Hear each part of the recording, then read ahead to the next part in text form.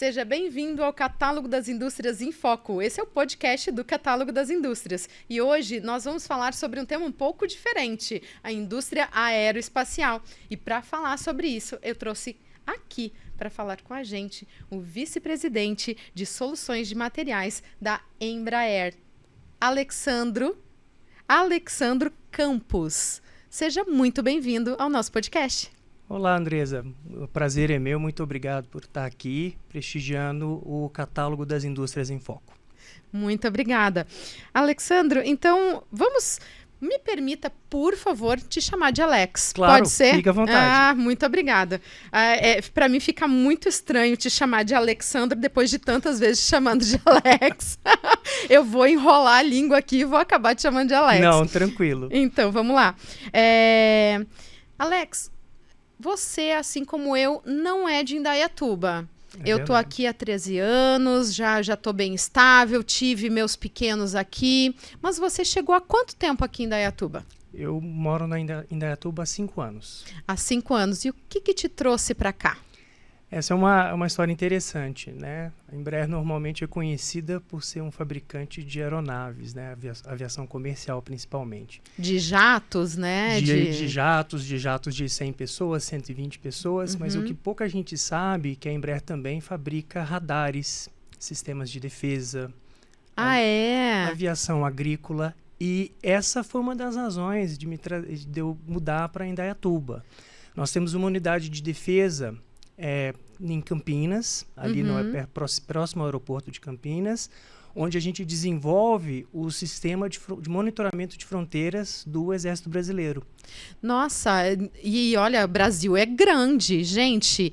Vamos lá, olha a extensão geográfica que é o Brasil. Qual é a responsabilidade de vocês dentro de toda essa extensão geográfica? É litoral? É a região ali com Chile? Tem alguma região específica? Onde é que vocês atuam? Nesse caso, o sistema SISFRON, ele compreende o monitoramento de parte do que a gente chama de fronteira seca, né? Fronteira seca brasileira, ela compreende cerca de 17 mil quilômetros. Então, só isso? Só pouco. Isso. É pouca coisa. Pouca coisa. E também tem a fronteira marítima, o que a gente chama de Amazônia Azul. Mas no caso, o SISFRON, ele é dividido em várias etapas. Então, uma das etapas, a Embraer foi contemplada como um consórcio. Então, ela monitora uma faixa de 700 quilômetros. Ela desenvolve um sistema de inteligência, monitoramento, captação de sinais que está 100% integrado aos sistemas de controle do Exército. Então, essa foi a razão de Na verdade, é uma inteligência aí de monitoramento para o Exército que vocês trabalham em conjunto, é mais ou menos isso? O que a gente chama, no caso de defesa, você não fornece apenas uma solução. A gente fornece o que a gente chama de ecossistema, né? Então, a Embraer se posiciona como sendo uma empresa fornecedora de soluções para o Estado brasileiro, né? Então, isso vai de sistemas terrestres, inteligência de sinais, os sistemas aéreos, o monitoramento do tráfego aéreo no Brasil é feito por uma empresa do grupo Embraer. Então, isso é uma das vantagens e características do nosso desenvolvimento, né, que é 100% nacional. Então, ela é a grande responsável por todo o nosso tráfego aéreo, aí ele estar bem conduzido ou não. Super bem conduzido. Com certeza. É só uma brincadeira. Mas, justamente, eu estava vendo esses dias que vocês têm também unidades em várias cidades aqui de São Paulo. O que cada cidade tem de referência com esses serviços? Porque tem Sorocaba, tem São José, né? Tem aonde mais? Gavião Peixoto. Aonde mais? Gavião Peixoto, inclusive, é uma das unidades de radar, não é? Na verdade, Gavião Peixoto é a unidade de defesa, é o centro industrial da defesa, onde a gente produz o KC-390, que é o nosso maior produto, né, hoje no portfólio. De maneira geral, a Embraer está distribuída no estado são as unidades Fabris, né? Você tem o nosso headquarters, que é em São José dos Campos, né? Onde a Embraer nasceu, junto com o ITA, junto com o CTA. Onde fica o centro administrativo. Nós temos também escritórios em São Paulo, né? Escritórios administrativos. Botucatu a gente tem uma fábrica de compostos. Eugênio de Melo é uma extensão, né, na mesma região ali, é onde agora nós vamos desenvolver, a gente tem os centros de treinamento da empresa, parte dos escritórios. Nós temos também em São José a fábrica Eleb, que pertence à Embraer, ou seja, a gente fabrica e desenvolve trem de pousos. Então, eu diria que em São Paulo ele é bem, a gente tem bastante, você mencionou Sorocaba, né? Sorocaba é do que a gente chama de MRO, que é uma oficina autorizada do grupo. Então, é onde a gente faz a manutenção dos nossos aviões da aviação executiva e da defesa. Então, a gente usa o centro de Sorocaba, que é um centro de excelência em manutenção para isso. Olha que bacana. Nós temos então aí realmente um ecossistema mesmo espalhado, não só aqui em São Paulo, mas por todo o Brasil e, diga-se mais, em outros países, porque os aviões eles não ficam só em solo brasileiro, eles saem daqui e vão para outros países. E como funciona isso? Como é que vocês atendem todo esse público fora do país? Vocês têm estações de atendimento, de treinamento, de manutenção? Tem fábricas lá fora também? Não? Como é que funciona todo esse ecossistema fora também? Uma boa pergunta, Andressa. A Embraer ela tem um footprint industrial muito amplo, não somente no Brasil, né? Então a gente tem uma fábrica muito grande em Melbourne, na Flórida, onde a gente produz basicamente a maior parte dos aviões da aviação executiva, que é um dos mercados mais importantes para a gente. Ainda na Flórida, nós temos outros centros de distribuição de materiais e de manutenção. Então, a filosofia que a Embraer utiliza, a Embraer está presente em mais de 100 países, em todos os continentes. Né? A cada 17 segundos tem um avião da Embraer decolando. Olha só, realmente. Então, já decolou um. Já decolou um. Então, são muitas décadas de produção e suporte das aeronaves. Então, basicamente, você tem que ter um centro de suporte, né, uma oficina, próximo ao cliente. Então, a gente tem algumas nos Estados Unidos, algumas na Europa e algumas na Ásia. Então, ao todo, centros de distribuição da Embraer são 9. Temos na África do Sul, na França, Estados Unidos, Brasil, obviamente, Singapura, China. Centro de manutenção, nós temos 9 próprios e 83 autorizados. Então, a gente tem uma cobertura global, porque justamente isso, você exporta o produto, o cliente tem que ter um atendimento num raio ali de 2, 3 horas para poder fazer o atendimento. E como é trabalhar com tudo isso? Porque hoje você está numa posição que, de tudo isso que você falou, pelo que eu entendi, também faz parte das tuas responsabilidades. O time que está por trás disso, né? Que te dá todo o suporte, que te dá aí o alcance das tuas metas também, né? Que te ajuda a alcançar essas metas. Como é que você lida com isso? Porque estando em 100 países diferentes, a gente há de supor que a cultura também ela é multicultural, né? E deve, como a gente já sabe, a gente já falou várias vezes aqui no podcast também com outras multinacionais. Na verdade, essa daqui não é uma multinacional, ela é brasileiríssima, né? Mas que atua internacionalmente. Mas, no mesmo sentido, como é trabalhar com tantas culturas diferentes, estando em tantos pontos do planeta? Eu diria que o principal fator que nos une são as pessoas. Então, a cultura da empresa ela tem que ser uma cultura espalhada, não importa qual o continente, qual o idioma, qual o fuso. Né? Então, a Embraer ela tem uma cultura muito forte de servir ao cliente, de satisfazer e de superar desafios. Nossa história mostra isso. Né? Então, a gente procura respeitar a cultura local. Tá? A gente tem, obviamente, diversas nacionalidades, não são só brasileiros espalhados pelo mundo. Tá? A gente privilegia, inclusive, essa diferença de culturas, trazendo americanos, franceses, chineses para trabalhar conosco e, obviamente, brasileiros trabalhando nessas bases. E a cultura brasileira é uma cultura, por definição, que abraça. Então, esse é um dos aspectos quando a gente faz as pesquisas de clima, as pesquisas com o cliente, que sempre ressalta, né? Que é esse lado do brasileiro de unir, de construir, de suportar. Então, acho que esse é o grande segredo.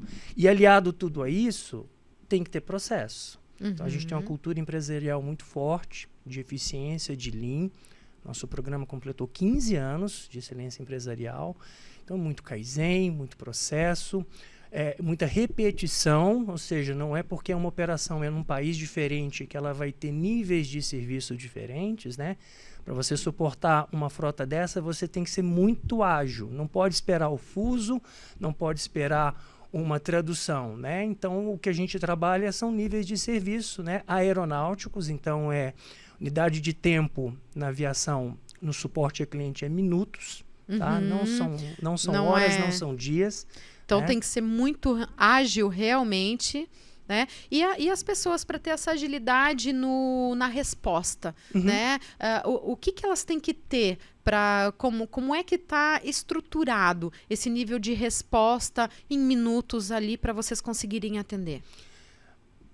É uma composição de fatores, né? Você tem que ter as ferramentas, o investimento correto em tecnologia, você tem que ter o estoque no local certo, no momento certo. Mas isso é o fim de uma cadeia, né? Você pensa na manutenção e no suporte de uma aeronave no momento que você está com ele na prancheta, né? Você consegue desenvolver ferramentas que você analisa mais rápido uma falha, você disponibiliza um componente em troca mais rápido para o cliente. Nós temos sistemas, por exemplo, de monitoramento em tempo real das aeronaves. É um serviço que a gente vende para os clientes. Então, quando você visita o nosso centro de atendimento, a gente tem um dashboard de controle onde a gente sabe uma aeronave voando do localidade A para B, ela começa a dar sinais que pode requerer uma manutenção. Então, naquele momento, o atendente já oferece ao cliente uma troca, uma reposição, de forma que o tempo parado de aeronave, o grande ponto na aviação a aeronave tem que estar em utilização. Né? Avião parado é um investimento que não está rendendo... que não está dando retorno. Que não está dando retorno. Então, você minimiza isso com o cliente. Então, toda a filosofia é ligada a isso. Todo mundo tem que trabalhar de forma muito integrada. Nesse centro de atendimento, que está sob a nossa responsabilidade, você tem junto a área técnica com a área de planejamento de materiais. Então, você toma decisões ou de reaproveitar um material, ou de fazer um novo teste, ou de trocar a peça em minutos e não em horas. Não é um departamento transferindo para o outro. Então, você tem todas essas tecnologias de forma que você toma uma decisão em 45 minutos, 1 hora. É claro que não são todas as decisões que são nessa velocidade, mas quando a gente trata de 700, 800 mil atendimentos, é a nossa volumetria, você tem que trabalhar com o sistema. Eu fico pensando o nível de autonomia que as pessoas têm que ter para tomada de decisão e o nível de informação e dados que vocês têm que ter na mão para realmente suportar a melhor tomada de decisão. Porque quando a gente fala de tomar uma decisão em 45 minutos, você tem que estar muito suportado, entendendo a situação toda, como ela está e de que forma você pode atendê-lo, né? Você falou antes de logística, tenho que ter a peça certa no lugar certo. Justamente essa informação, né? Se por acaso tem... Vamos lá, um avião em manutenção lá na Alemanha, você tem que saber aonde está a peça que ele precisa. Seria mais ou menos isso? Sim, sim. Você tem, na verdade, vários níveis de complexidade. Cada nível de complexidade requer uma determinada análise, né? Então, vamos da análise mais simples. Essa análise que a gente estava mencionando é basicamente uma análise de disponibilidade. Necessito do componente A... eu consigo disponibilizar esse componente A da maneira mais rápida por onde? Pelos Estados Unidos, pela França, pela Ásia ou pelo Brasil? Não temos o componente A. A gente consegue verificar se esse componente está em trânsito pelo fornecedor, se existe uma troca, se existe um componente alternativo. Essa, digamos, é uma análise mais simples, né? Uma análise de 9 camadas que a gente chama. Até uma análise mais complexa, que é essa que você mencionou de uma manutenção. Um processo de manutenção, ele não é um processo, a não ser que seja uma manutenção emergencial, ele é um processo de médio prazo. Então, você, em avançado, você monitora a vida do avião, você sabe que ele está, fazendo um paralelo com o automóvel, você sabe que ele está atingindo 30 mil quilômetros, você tem uma manutenção... E está na época da manutenção dele. Exato. Né? E você tem dentro dos manuais, olha, você vai fazer essa manutenção, você pode precisar trocar desse componente, e esses componentes, obviamente, têm que estar prontos no momento daquela manutenção. Então, um dos serviços que a gente oferece, porque nem todas as oficinas são nossas, é essa consultoria para o cliente. Olha, você vai parar o avião daqui a 6 meses, o que a gente recomenda... Tão antecipadamente vocês conseguem fazer uma análise preditiva? Sim, até porque os ciclos de manufatura de peças não são ciclos curtos, né? Você pode variar de 90, 60 dias até 180 dias, 1 ano, tá? São peças... Então é uma gestão realmente muito complexa, né? Para você poder botar no planejamento tudo que você precisa, né? É olhar... Eu fiquei pensando, você estava me comentando, a minha experiência profissional é no agronegócio. Então, quando você falou, tá o avião no chão, né? Eu lembro muito que a gente falava de máquina parada. Exatamente. Né? Máquina parada em época de colheita é um desastre, porque na época de colheita você tem uma janela de colheita muito curta, né? Você tem ali uma janela de colheita às vezes de 10, de 15, com toda a mudança, né, global do clima, isso está ainda muito mais imprevisível, né? Então, às vezes você, dentro de uma janela de colheita, você tem uma chuva no meio, você tem que parar tudo. Porque você não pode colher um grão com umidade. Então, você tem uma janela muito curta para você realmente trabalhar e ter a disponibilidade desse equipamento exatamente naquele momento. Exatamente. O conceito é muito parecido, né? Se você for imaginar, a gente tem situações desde um voo cancelado, onde a empresa tem que realocar 120 passageiros, hotel, acomodação, e o avião está lá, né, pronto para decolar, até questões humanitárias, né? Algumas das nossas aeronaves fazem atendimento médico, transportam órgãos. A Força Aérea Brasileira, que utiliza muito as nossas aeronaves, faz transporte de material sensível, ajuda humanitária, resgate de pessoas em países distantes. Então, a aeronave tem que estar disponível. É o que a gente chama de despachabilidade. E isso anda junto com uma boa manutenção e um processo bem sofisticado de manutenção, de previsibilidade dos componentes, porque nós estamos falando, só uma curiosidade, de um universo de 2,5 milhões de combinações de peças. Nossa! Quando você olha toda a estrutura de produto de uma aeronave. Né? Eu fiquei imaginando toda a quantidade de SKUs ali para fazer essa combinação de necessidade de uma manutenção do tipo, você não sabe, vamos trazer para a realidade mais próxima daqui, né, de um carro. Você não sabe se vai ser o amortecedor, ou vai ser a embreagem, ou se vai ser, né, mas você tem que estar disponível todas as peças. Você né? tem modelos, né, estatísticos para garantir a máxima disponibilidade dentro de um racional empresarial, né? Você não pode também comprar um componente de cada... Comprar tudo, né? Comprar tudo de tudo. Eu teria que abrir um outro centro de distribuição aqui em Dayatuba. Não é uma má ideia, né? Abrir um centro aqui, teria vários empregos para várias pessoas aqui também, né? Tem aí uma grande iniciativa da própria, prefeitura de estar... Vamos conversar. Né? Então, por que não?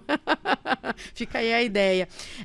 Mas eu queria puxar uma coisa que me chamou bastante atenção. Eu hoje olhando no teu perfil do LinkedIn, e aí eu olhei que você estava ali com um slogan, né, da capa do teu perfil, e que falava assim, Service e Support, high-tech.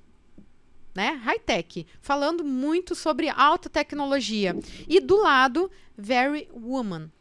O que quer dizer isso para a Embraer especificamente? Então, o High-Tech Very Human é uma marca que nós em serviço de suporte adotamos, onde você, ao mesmo tempo que oferece uma operação diferenciada, um nível de serviço em primeiro mundo, né, digamos assim, você oferece o que há de melhor na indústria, em termos de tecnologia, a gente também não pode perder o toque das pessoas, o que é o nosso diferencial. Então, nós estamos organizados de forma que a gente tem uma operação super sinérgica, a parte de distribuição de materiais, planejamento, a área técnica de treinamento é uma área global, são áreas globais com o que há de melhor, ou seja, a gente pega toda a sinergia de todas as fábricas, todos os centros de distribuição, todos os contratos de fornecimento. Entretanto, no atendimento ao cliente, você tem aquele toque local, você tem aquele toque por mercado e por plataforma de produto. Por quê? Porque um cliente de uma força aérea, que é um cliente essencialmente militar, ele tem uma maneira de tratar, de desenvolver o negócio dele, as missões, do que um cliente de uma linha aérea. Então, você tem próximo ao cliente, é o que a gente chama de CRM, gestores, diretores, que acompanham a realidade daquele cliente. A realidade de um cliente no meio dos Estados Unidos é diferente na África. Nós temos clientes nos 2 países. Alguns clientes são mais independentes, possuem corpo de engenharia próprio. Outros clientes pedem o nosso apoio técnico. Então, essa vem a parte do Very Human. A gente está próximo dele, entendendo as necessidades, mas de forma global e em escala global, aplicando o máximo que a gente tem de tecnologia, inclusive com a parte industrial de desenvolvimento da empresa, que é muito forte. Quando você fala sobre isso, eu fico pensando como deve ser o mindset dessas pessoas, porque a gente sempre fala de empreendedorismo, né? E empreendedorismo, quando a gente fala, eu há pouco gravei com o pessoal do Sebrae, né? E a gente estava justamente falando sobre isso. E o empreender, ele não é somente abrir uma empresa, abrir um negócio. Empreender é você tomar conta de ações e atividades e ser proativo. E quando você fala em tomada de decisão, quando você fala em atender o cliente de acordo com a sua localidade, eu entendo que também essas pessoas elas têm que ter uma certa proatividade e um certo empreendedorismo para poder atender da forma certa localmente. Como é que vocês tratam ou escolhem esses talentos? Andressa, eu diria que o empreendedorismo e o empresariamento, ele não é... Ele tem que estar dentro da empresa, né? Seja uma empresa pequena, seja uma multinacional, seja um negócio próprio. O que nós buscamos são, de fato, empreendedores, né? Aquela pessoa que gerencia aquele negócio que ela está responsável. Porque, por maior que seja a empresa, você sempre vai ter obstáculos. Maior a empresa, maior o número de obstáculos, às vezes comerciais, às vezes culturais, às vezes geopolíticos. Então, o que diferencia a gente, como empresa e organização, é a nossa capacidade de vencer os obstáculos. Então, há características como empreendedorismo, trabalho em equipe, liderança situacional, né? Então, a gente comenta com as equipes, cada um é líder daquele processo. Porque quando um cliente está falando com é dono do processo, Exato. Né? Ele age como dono. Quando um cliente está falando com um funcionário Embraer, que está representando a empresa, ele pode ser um mecânico de aeronaves ou pode ser um executivo, ele representa a empresa naquele momento. Então, a gente trata isso com muito carinho e procura desenvolver e dar habilidades e ferramentas que tomem a melhor decisão. Então, aí capacitação, treinamento e, acima de tudo, governança, né? Porque todo mundo a gente tem critérios para tomada de decisão. Vou te citar um exemplo interessante. No atendimento ao cliente, que é o que a gente chama de Customer Care Center, né? É essa grande célula que é o primeiro contato com o cliente no momento de pane. Nós não temos script. E é proposital. A gente busca um profissional qualificado, treinado, ele tem as ferramentas a seu dispor, porque cada problema é único. Certo? E como a gente já usa de muita automação, quando o cliente cai para um atendimento presencial, é porque todas as ferramentas disponíveis não funcionaram. Ou e a peça não está disponível, realmente precisando. Ele precisa de uma modificação da peça, está cadastrado o A, mas o que ele precisa é o A plus alguma coisa, aí é nesse momento que você tem que ter uma interpretação do fato e uma tomada de decisão serena. Então, a gente valoriza muito isso, né? E é uma indústria de autoconhecimento. Então, os nossos técnicos, em qualquer nível, são capazes de interpretar manuais, de ler estrutura de produto, de navegar através do sistema. Vai muito além de atender ou não, respondir ou não um determinado chamado. Eu vejo que aí está a grande diferença, né? Porque você fala sempre de nível técnico, nós somos de nível técnico, mas é muito mais do que só o nível técnico, porque são altamente especializados esses técnicos, né? Porque na linha de produção vocês têm engenheiros, Sim. No atendimento vocês têm engenheiros, Sim, então são pessoas que são altamente qualificadas e capacitadas para realmente tomar essa decisão. Inclusive, vale o comentário, a Embraer não possui somente engenheiros, tá?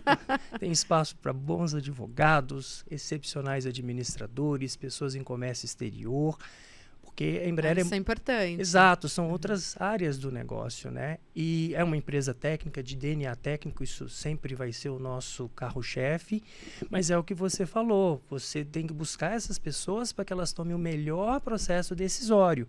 E a gente tem uma cultura também de apoio. Olha, eu não tenho essa resposta agora, eu vou procurar um colega, vou procurar uma área.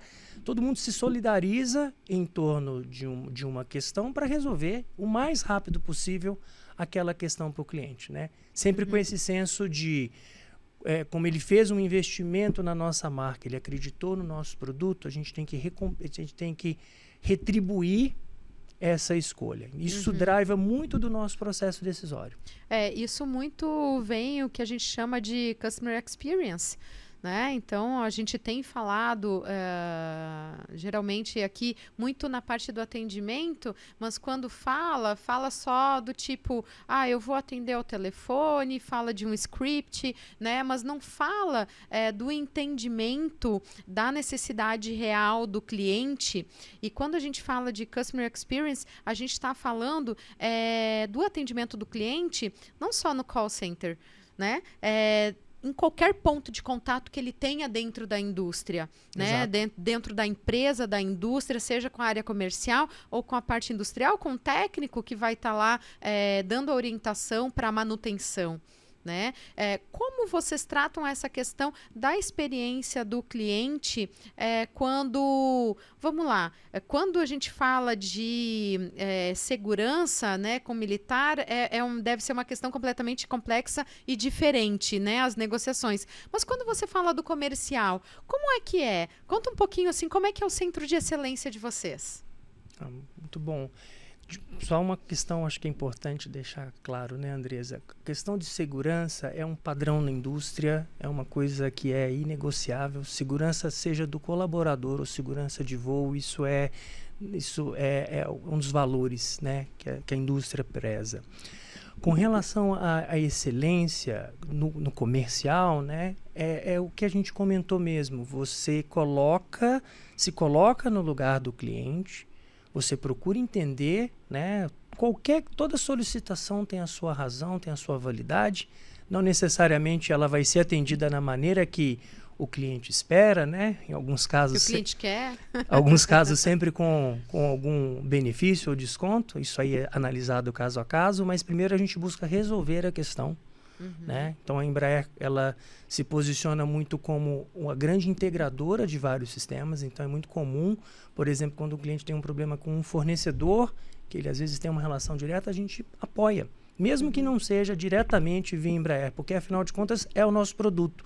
Então, a Embraer sempre se posiciona unindo forças para resolver uma questão. Isso também vale para o nosso relacionamento com fornecedores. Né? A gente tem oportunidade, porque apesar do senso comum, a cadeia aeroespacial é uma cadeia pequena. São poucos fornecedores que atendem os mesmos fabricantes e os mesmos clientes. Então, uma coisa que a gente sempre escuta é a maneira que a Embraer desenvolve os seus relacionamentos, que é muito mais na parceria do que uma relação, seja cliente-fornecedor ou Embraer-cliente. É sempre como nós vamos juntos resolver uma questão. Isso reflete muito no modelo que a gente constrói os nossos modelos de negócio. Tá? E por último, acho que é um negócio bacana, dentro do centro de atendimento, a gente hoje não só monitoramos se uma questão foi resolvida ou não, mas como ela foi resolvida. Através de ferramentas de inteligência artificial, a gente consegue fazer algumas amostragens, a gente avalia se o atendente demonstrou energia, se ele demonstrou comprometimento, se ele teve o espírito One Embraer, ou seja, mesmo que o problema seja de uma área terceira, eu recebi o seu problema, Andressa, eu vou resolver seu problema, eu vou te retornar.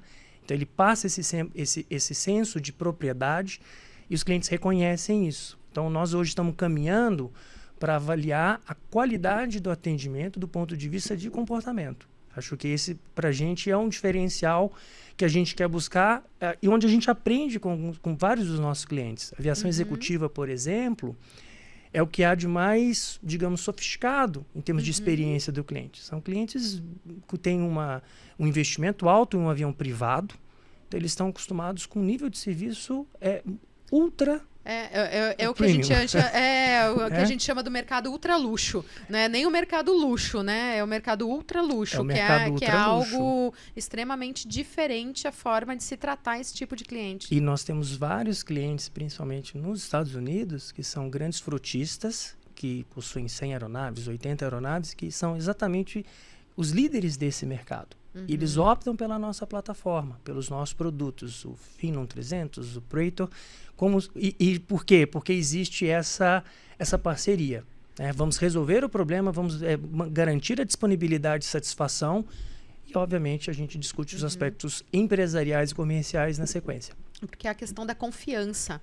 A confiança é a base para que um relacionamento ele dê certo e ele seja sustentável e duradouro, né? Então, quando você confia realmente que aquele problema que você está tendo ele vai ser corrigido, não quer dizer que problemas não aconteçam, né? Ou não possam acontecer. Mas a forma como eles são corrigidos diz muito mais do que a forma como ele acontece. Né? Exato.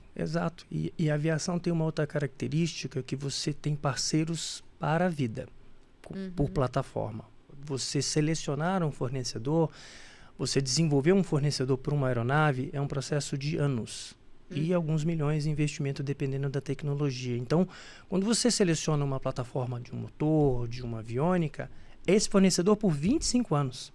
Então, são parcerias de longo prazo. Quando um cliente decide comprar um avião nosso, são 25 anos de operação. Então, não é, olha, eu não gostei, eu vou devolver, esse fornecedor não está me atendendo, nós vamos trocar. Não, a gente trabalha para dar certo e trabalha muito na escolha, seja para ganhar o respeito do cliente, a confiança no processo de venda e para ter o parceiro certo de negócios. Por quê? Porque nós vamos ficar juntos por 25 anos. Né? Muito tempo. Isso é uma vida inteira, né? Quantos casamentos chegam a durar isso? Exato. Né? Exato. É praticamente muito mais do que alguns casamentos. Exatamente, né? Exatamente. Escolher uma aeronave é escolher um parceiro para a vida toda. É um investimento, né? É um investimento considerável. Eu fico pensando que aqui, quando a gente fala de indústria e a gente está falando nessa visão, né, de tratamento com os fornecedores, com os clientes, dessa parte de parceria, algumas indústrias ainda têm muito a aprender com isso que você está nos trazendo, né? Então, fica aí uma dica de benchmark, né? Para quem, não sei se você está à disposição, mas pelo menos com o que a gente já trouxe, pelo menos até agora, né? É um grande benchmark para empresas que, se você está tendo dificuldades em manter relacionamentos, em manter clientes, ou até mesmo em manter fornecedores, Olha bem para a Embraer como é que eles estão, né? Tenta conhecer, fala aí com os colaboradores da Embraer como é que é o jeito de ser da Embraer, que eu acredito que seja um grande benchmark aí para todo o mercado industrial, e não só industrial, mas também comercial. Por que não, né, falar desse jeito? Porque tá aí um grande desafio atender esse público ultra luxo, né? É verdade. Somente empresas como Ferrari, também John Deere, que são grandes líderes de mercado, que lidam com marcas tão John Deere é um cliente Embraer. representativas. Então, certamente porque tem os mesmos valores, os mesmos comportamentos, não é? É verdade, é verdade. E uma maneira que a gente desenvolve, né? Isso até foi um case no passado.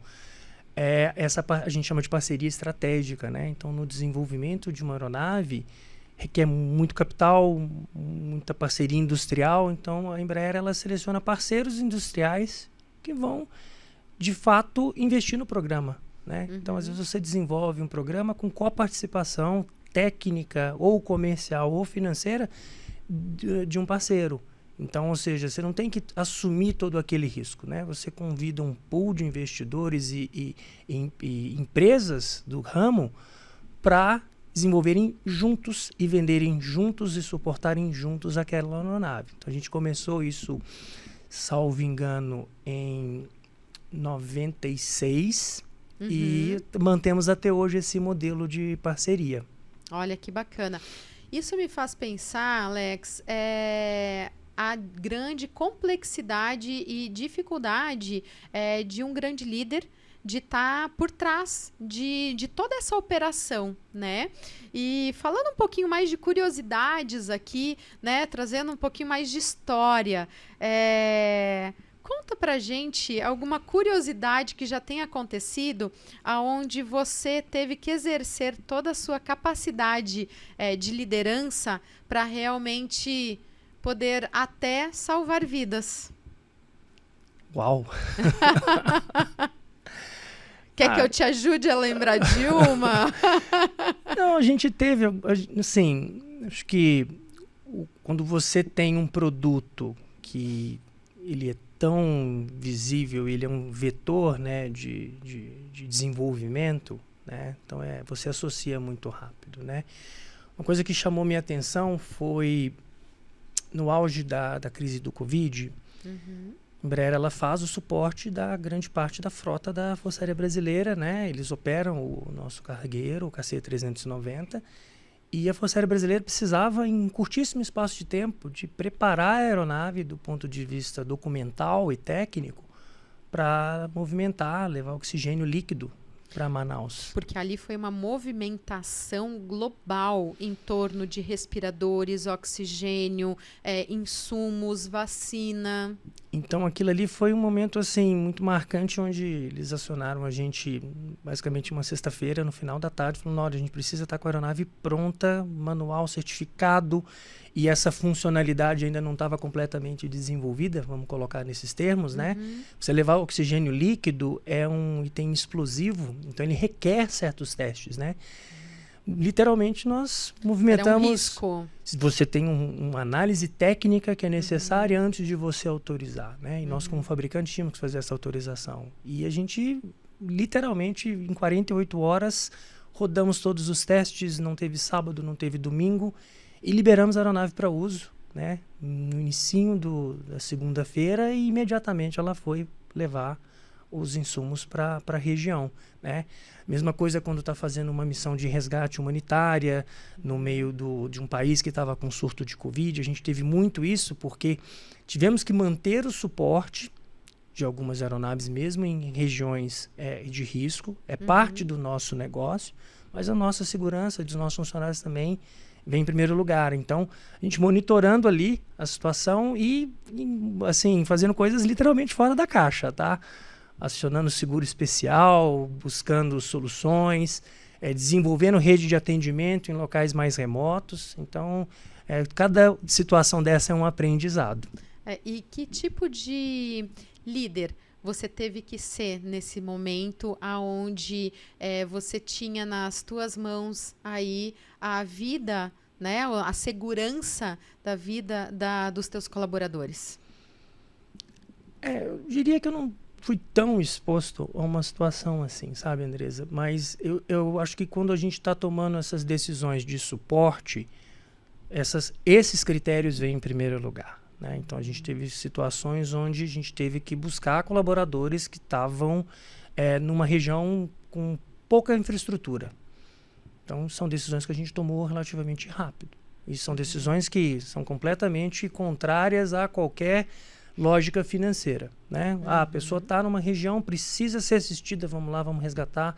Em último caso, até de mandar uma aeronave para resgatar a pessoa, né? Não foi preciso. Em alguns casos, o próprio cliente nos ajudou, né? Os nossos clientes possuem aviões, né? São parceiros, forças aéreas, etc. Então, a gente teve esses casos de acionar o próprio cliente, eventualmente o serviço médico de um cliente num país distante, ele dá uma assistência especial a ponto que você possa suportar aquele colaborador. E graças a Deus deu tudo certo. E é dessa rede que a gente fala, né? Então a gente estava falando desde o início aí, o grande diferencial é o relacionamento. É o relacionamento com os clientes. Porque no momento que você estende a mão para o teu cliente e ele reconhece todo o teu esforço, ele, no momento que você precisa, e que, tomara Deus, nós nunca mais precisemos, né, disso, mas é o momento, né? Então, assim, é aquela máxima, né? Dando que se recebe, acaba se criando uma corrente do bem, né, em torno de situações como o próprio Covid e situações como as guerras que estão aí em diferentes países acontecendo no momento de globalização, o que é louco demais no meu entendimento, né? Sim, isso altera bastante a dinâmica normal de abastecimento, rotas, fretes. Você eventualmente tem que ter o carinho e a consideração para não transferir para o cliente toda e qualquer flutuação que você observa, né? E vice-versa, o cliente também é compreensivo a ponto de entender que, eventualmente, a gente precisa rever algumas condições, algum nível de serviço que foi pactuado antes do Covid, aquela rota deixou de existir, aquele centro de abastecimento foi fechado, ou aquela região agora é uma região que está proibido o tráfego aéreo. Eu diria que o relacionamento que a gente desenvolve é o que permite você trabalhar o que for melhor para ambos os lados, né? O contrato ele é uma referência para ser usado em caso de dúvida, mas o espírito de fazer o que é certo, trabalhar para o cliente trabalhar para o nosso negócio crescer, eu acho que isso é o que prevalece, né? Olha, eu acho que esse é o maior aprendizado que eu pude tirar dessa nossa conversa aqui, porque realmente a parte de relacionamento a gente já tinha falado com outros grandes CEOs, outros empresários aqui, né? E conversado que faz a diferença numa negociação, claro, a gente sempre tenta atender a necessidade do outro, conhecer o outro, né? Mas tendo esse retorno dessa forma realmente tão, digamos assim, efusiva, né, tão prática como foi nesses últimos anos, né, vindo aí todas essas situações diferentes e não corriqueiras e não planejadas, que resolvendo essas situações através do relacionamento. Sem dúvida, isso vale para os nossos fornecedores também. A nossa primeira abordagem, via de regra, é como te ajudo. O que nós podemos fazer junto para resolver? Se está com um problema de rejeição na sua produção, nós podemos apoiar. Claro que é discutido uma questão de cobrir os custos aqui ou ali, mas vamos fazer um Kaizen, vamos desenvolver uma tecnologia. Fornecedor A, nós estamos com um problema no fornecedor C. Você consegue apoiar com esse tipo de maquinário? A gente chegou a vender matéria-prima do auge do conflito no Oriente Médio para alguns fornecedores locais. Por quê? Porque eles não tinham capacidade de importar. Então, ao invés da gente ficar cobrando o fornecedor e fora da caixa, completamente, né? São soluções. Por quê? Porque é uma cadeia e, novamente, não é uma cadeia tão grande quanto se imagina. Não é uma cadeia de fácil e rápida reposição. Então, né, o supply chain, você é tão forte quanto o elo mais fraco da sua cadeia. Se você tiver um fornecedor vou fazer um exemplo muito simples aqui, tá? Do LED ali, né, da travinha da bandeja do assento, você não pode liberar a aeronave. Então, você precisa de ter todos os componentes aprovados, né? Então, se falta um, não adianta eu ter o motor da aeronave, que é o item mais caro. Então, todos têm que funcionar de maneira harmônica. A mesma coisa o cliente, ele tem operação em 20 bases. Às vezes, um avião que fica parado, ele atrapalha uma rota de um dia inteiro. Ele gera um efeito cascata. Então, às vezes você já mandou uma peça para uma região A, o cliente fala, olha, pelo amor de Deus, redireciona para a região B, porque eu preciso atender aquele local agora. E nós não somos flexíveis, porque esse é o modelo do nosso negócio, né? Então... Olha, que quanto aprendizado, Alex. Realmente só tenho a agradecer a tua participação, né? E aqui pra gente encerrar, porque eu poderia ficar muito mais tempo te perguntando muito mais coisas que eu tenho aqui em minha cola, não fiz a metade das perguntas. Fica à vontade. Né? Nem conseguiremos.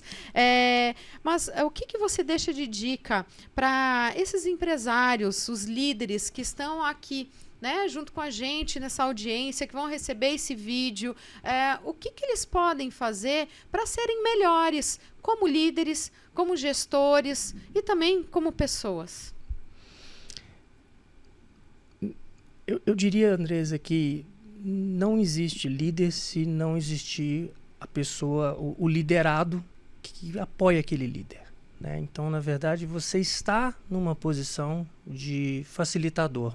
É uma posição temporária, é uma posição que você tem muita responsabilidade, né, de promover aquela equipe, de fazê-la crescer, de fazê-la render mais, né? Se você cair na armadilha como líder, de eventualmente entrar muito na questão de execução, é mais difícil um liderado ocupar a função do líder. Então você tem que ter essa habilidade e essa atenção, né, de você conduzir, priorizar, desenvolver, gerar as ferramentas. Eu acho que um bom gestor é aquele que, desde o processo de seleção, ele está de olho buscando o melhor equilíbrio para a empresa, né? Não é para aquela área. Não é, né? Eu faço muito analogia com um time de futebol, né? Você precisa de um atacante mais extrovertido, mais criativo, você precisa no meio de campo que seja mais veloz, e você tem o zagueiro e o goleiro, que tem uma outra função igualmente importante. Então, a composição de uma equipe, você motivar essa equipe, você buscar trazer o melhor global e não o melhor local, é o que faz a diferença. Eu acho que é o histórico que eu tenho na empresa, eu acho que a função primordial da equipe é buscar o resultado através das pessoas, né? E acho que essa é a dica que eu dou. Invista na sua equipe, busque uma equipe de qualidade, que, né, cuide das pessoas. A gente na Embraer fala que a gente, né, tinha um gestor, ele falava assim, cuide das pessoas, que elas vão cuidar dos nossos aviões. Então, acho que vale... cuide das pessoas que elas vão cuidar do seu negócio. Exato. Então, cuide das pessoas que elas vão cuidar do seu negócio. Eu acho que a gente pode encerrar com essa frase emblemática que eu adorei. A gente sempre vem batendo muito na tecla aqui para desenvolvimento de pessoas. Então, cuide das pessoas, que as pessoas vão cuidar do seu negócio. Então, se as pessoas estiverem felizes, você também, né, como aí dono de empresa, dono de negócio, líder, responsável por algum processo, por algum departamento, por alguma empresa, você também vai ficar feliz. E a felicidade é o que nos move, não é verdade? É verdade. É para isso que a gente está aqui, né? Se a gente fosse falar ainda de propósito, né? Para que a gente está aqui? Né? Para que serve? Para que a gente cuida de pessoas? Eu diria que para transformar, entendeu? A capacidade de... Né? Porque você escolhe ser líder para transformar. Acho que esse é o grande legado que você deixa em qualquer área que você passa. Transformar pessoas, transformar processos, transformar resultados. Perfeito. E eu só tenho a agradecer mais uma vez. Obrigada, Alex, pela tua contribuição aqui. Com certeza vai ser de muito valor. Vários insights surgiram aqui. Eu espero que quem esteja nos assistindo também tenha tido esses insights. Você quer deixar algum recado final aqui, depois de toda essa aula de aprendizado? Não, eu que agradeço, tá? Eu assisto o programa também, Catálogo das Indústrias em Foco. Obrigado pela oportunidade de falar um pouquinho da Embraer, de uma indústria apaixonante, tá? E conte conosco aí no que a gente puder suportar, tá bom? Obrigada. E fiquem aqui, catálogodasindústrias.com.br. Faça o cadastro da sua indústria se você ainda não estiver cadastrado. O cadastro, ele é gratuito, sério, gente, é gratuito para indústrias de Indaiatuba. Então, tá perdendo tempo por quê? Faça parte do catálogo das indústrias. Acesse lá e não esqueça, ative o sininho aqui para receber a confirmação. Toda quarta-feira, 19 horas, tem um novo programa falando muito de tecnologia, inovação, processos, pessoas, gestão e trazendo vários insights para você. Obrigada, até a próxima.